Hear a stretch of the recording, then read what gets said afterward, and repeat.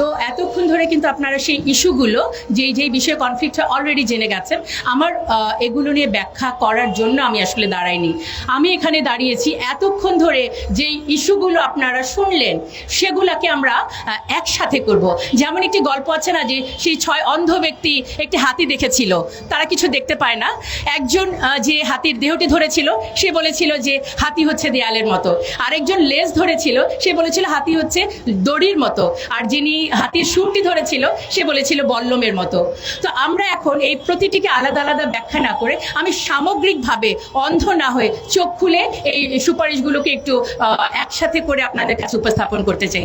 প্রথমত, এটি ব্যক্তি জীবনে ব্যক্তিগত লেভেলে কি সংস্কারের কথা বলা হলো যে আমার দেহ আমার সিদ্ধান্ত, ব্যক্তি জীবন। তার মানে কি আমি যা খুশি তাই করতে পারি, আমি বিবস্ত্র হয়ে বাইরে যেতে পারি।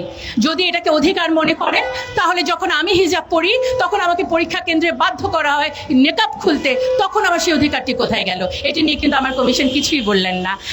এবং এই ব্যক্তি জীবনে স্বেচ্ছাচারিতাটাকে তৈরি করার পর তারা হাত দিলেন পারিবারিক পর্যায়ে, সমাজের সবচেয়ে ক্ষুদ্রতম ইনস্টিটিউশন। কি হলো যে মানে পুরুষকে করা হলো আমার প্রতিপক্ষ।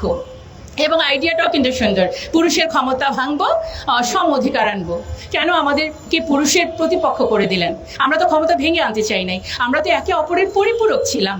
এবং কি হলো, বলা হলো যে মেরিটাল রেপ একটি বিষয়, যে শব্দটিকে এখন বলা হচ্ছে। এবং আমি বিনয়ের সাথে বলছি, ঘটনাটি কিন্তু সত্যি সত্যি সমাজে কোনো কোনো ক্ষেত্রে আছে। বিষয় হচ্ছে যারা এটি করছেন, যে পুরুষ এটি করছেন, তিনি কিন্তু মানসিক বিকারগ্রস্ত, তার যেমন চিকিৎসা দরকার। এবং ফিজিক্যালি অ্যাসাল্ট যখন মহিলারা হন তারা কিন্তু অবশ্যই নারী নির্যাতন মামলায় যেতেই পারেন। তাহলে ফৌজদারি মামলা কেন? একটি দাম্পত্য জীবন ধ্বংসের দিকে নেওয়ার জন্য এটা যথেষ্ট।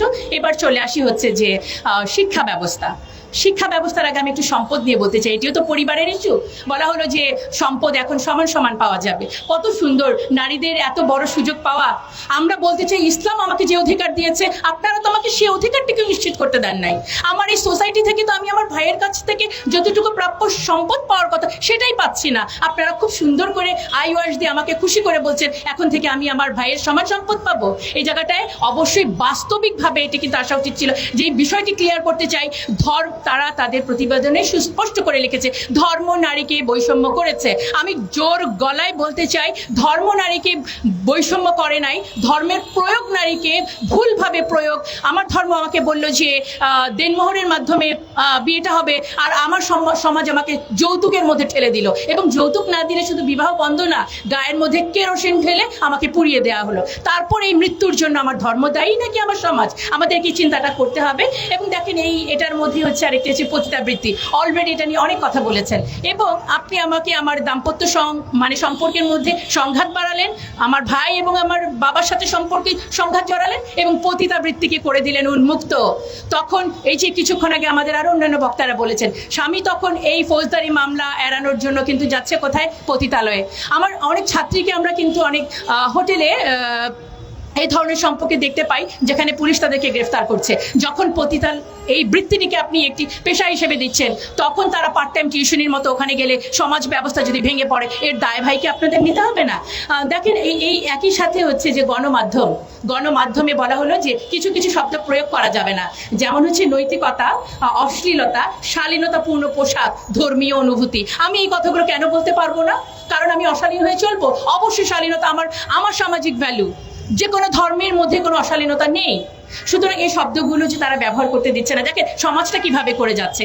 এবার সমাজের আরেকটি উপাদান হচ্ছে শিক্ষা। সেখানেও বলা হলো সম্মতিতে যৌন মিলন সংক্রান্ত পড়ালেখার বিষয়টাও থাকবে। তাহলে আর বাকিটা থাকলো কি? দেখেন এবার যদি এখানে আরেকটা শব্দ, জেন্ডার স্টেরিওটাইপ, কোনো কথা বলা যাবে না। যেমন হচ্ছে ঘরের কাজ শুধু নারীরা করবে, এই কথাটা বলা যাবে না। এবং বলা যাবে না নারীরা ধূমপান করে না। আপনারা একটু চিন্তা করেন, ধূমপান তো কারোর জন্যই সুস্থ না, ভালো না, তাহলে কেন শুধুমাত্র নারীদের কথাটা এটা বলা যাবে না? এভাবে করে ব্যক্তি জীবন, আমার পরিবার জীবন, সমাজ জীবন কিন্তু তার এই কমিশনের মাধ্যমে, সুপারিশের মাধ্যমে এটি ধ্বংস হওয়ার পথে। এবার আমি চলে যাচ্ছি রাষ্ট্রীয় পর্যায়ে কি হচ্ছে। পার্বত্য চট্টগ্রাম কিন্তু আপনারা শুনে ফেলেছেন যে এটা দিয়ে কি হবে।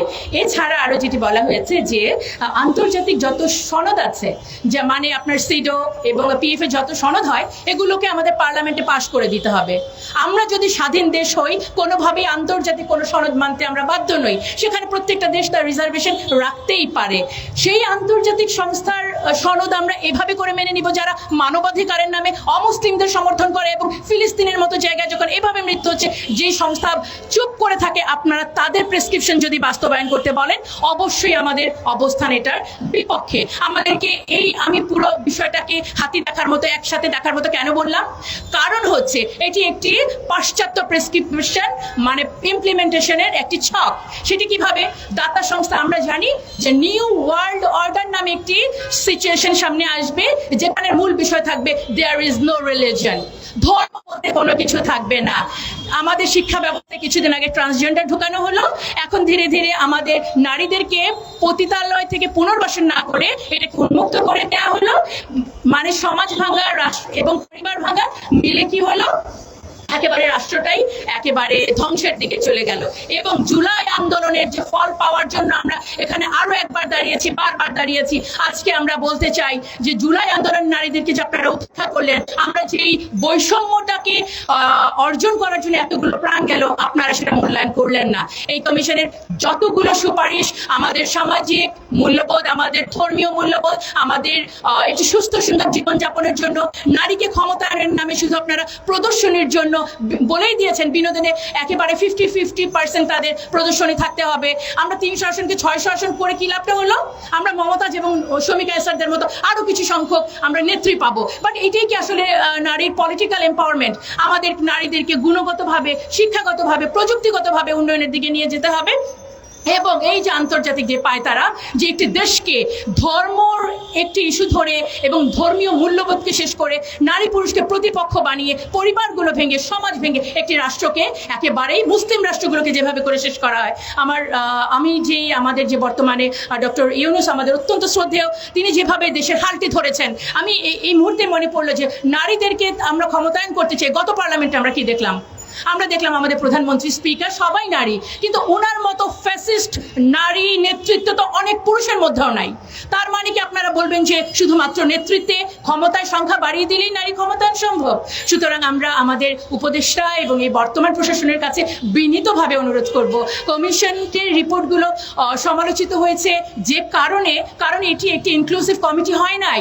90% মুসলিমের দেশে, এখানে অবশ্যই ইসলাম সম্পর্কে বিশেষজ্ঞ কারো থাকা উচিত ছিল, এবং তারা বলেছেন এই রিপোর্টটি একটি কিছু সংখ্যক মানুষের জন্য। সুতরাং আমরা আজকে দাঁড়িয়েছি, কোনো কমিশনের রিপোর্ট শুধুমাত্র কিছু সংখ্যক মানুষের জন্য হতে পারে না, নারীর জন্য রিপোর্ট সেটি হবে যেটি সার্বজনীন। এবং আমি আবার এই প্রশাসনকে বিনীতভাবে অনুরোধ করতে চাই, একটি সর্বজন গৃহীত কমিশনের মাধ্যমে এবং কোনো ধরনের বৈষম্য তৈরি না করে, সমাজকে অস্থিতিশীল না করে, আমার রাষ্ট্রকে যদি এগিয়ে নিয়ে যেতে চান, নারীর পার্টিসিপেশনকে যদি সত্যি আপনারা মূল্যায়ন করতে চান, তাহলে আরেকটি কমিশন করে এবং সত্যি সত্যি আমাদের সুন্দর কিছু গুণগত মান উন্নয়নের জন্য সুপারিশ করবেন। জি, ধন্যবাদ সবাইকে।